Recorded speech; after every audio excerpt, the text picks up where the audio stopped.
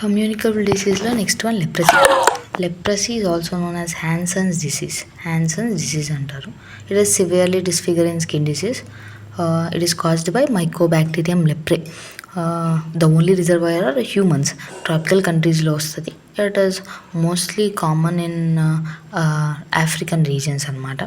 Transmission. Causative agent చూసాం, mycobacterium leprae. Transmission, ఒక individual already affect అయిన ఇండివిజువల్తో exposed or prolonged periods expose అయితే అప్పుడు లెప్రే వస్తుంది. మోస్ట్లీ ఇంకో రీజన్ నేసల్ సెక్రీషన్స్ అనమాట. ఫ్యామిలీ కాంటాక్ట్స్ యొక్క నేసల్ సెక్రీషన్ ప్రొలాంగ్డ్ పీరియడ్ ఉంటే when our immunity suppresses leprosy act అవుతుంది అనమాట. And mycobacterium leprae is not as fast and spreading as mycobacterium tuberculae fast spread ఉంటుంది and చాలా vast ఉంటుంది. Leprae కొంచెం తక్కువ. Incubation period 3 to 5 years. This is not necessary, but నేను చెప్తున్నా for your memory. Next treatment కూడా చూసుకోండి. ఇప్పుడు కమ్యూనికేబుల్ డిసీజ్లో లేదంటే మీకు ఫార్మకాలజీలో యూజ్ అవుతుంది. లాంగ్ టర్మ్ ట్రీట్మెంట్ డాప్సోన్ అంటారు.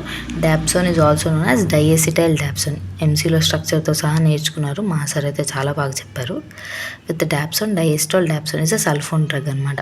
మెకానిజం ఆఫ్ యాక్షన్, ఏ సల్ఫోన్ డ్రగ్స్ అయినా they inhibit synthesis of dihydrofolic acid.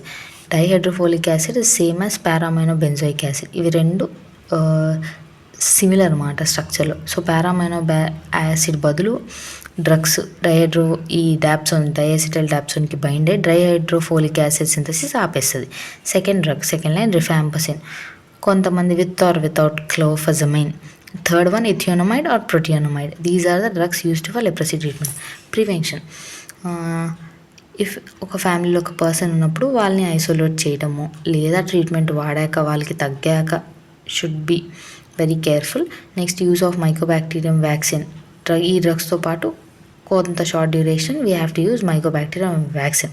Next ఎవరికన్నా ఉందో ఐడెంటిఫై చేయాలి, తర్వాత వాళ్ళ ట్రీట్మెంట్ వాళ్ళకి క్యూర్ అయ్యేదాకా చూసుకోవాలి. చిల్డ్రన్ మోస్ట్లీ కంటాజియస్ మదర్కి ఏదో మూవీలో చూపిస్తారు, నాకు గుర్తులేదు ఆ మూవీ. వాళ్ళని కొంచెం ఐసోలేట్ చేసి కీమోప్రొఫిలాక్టిక్, చిల్డ్రన్కి లేకపోయినా కీమోప్రొఫిలాక్టిక్ ట్రీట్మెంట్ స్టార్ట్ చేయాలి అంటిల్ నాన్ ఇన్ఫెక్షియస్.